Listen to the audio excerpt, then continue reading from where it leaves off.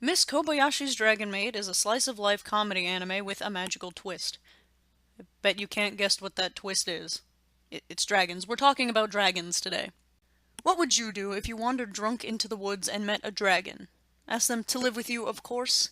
This is the position we find our dead fish-eyed main character at the beginning of episode 1.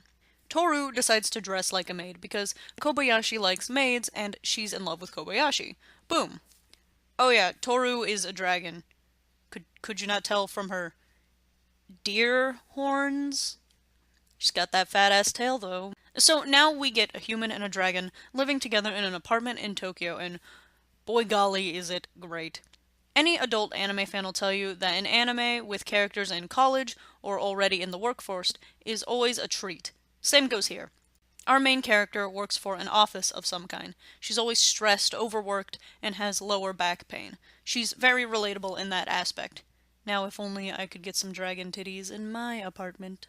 This anime does have a manga that started in 2013 and is apparently still running, but I've never read it, so I can't really comment on if it's a faithful adaptation or not, but the anime is enjoyable on its own.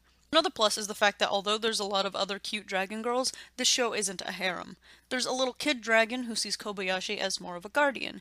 There's the busty big sister character who has a little mage boy she looks after.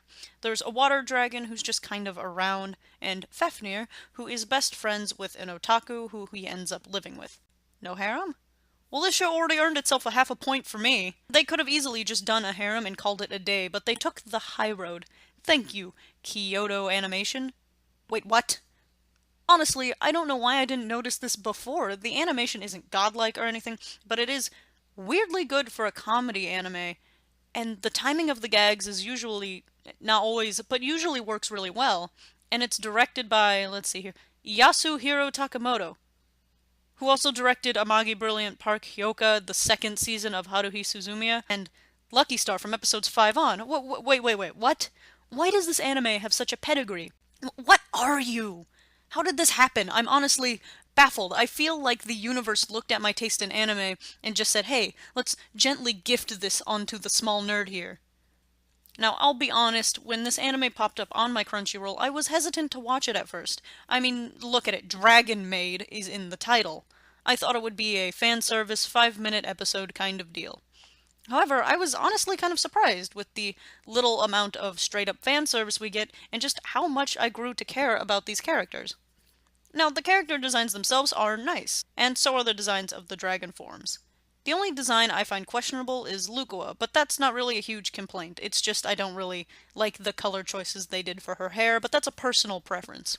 All of the dragons are based on actual dragon lore, and while it's not all 100% accurate, and Gaijin Goomba did do a video on this, it's a nice touch when they easily could have not done any research at all. This anime is also full of some really sweet moments that just made my heart go doki doki, probably because of how much I just really liked these characters. Kana is my favorite of the dragons, and she also has a gay friend. They're 8.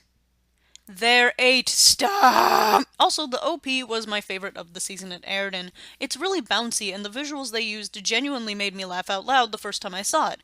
It's just a really nice slice of life comedy with a supernatural twist. So from everything I've said, I'm sure you can tell whether or not this is something you'd like to see.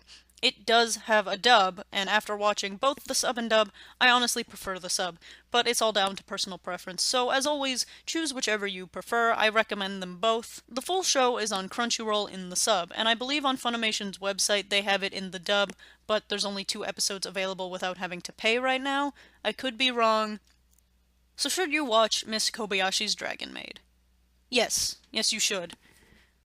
Thanks for watching, and if you want to see more of my content, just hit that subscribe button, and also tell me who you think Best Dragon is down in the comments.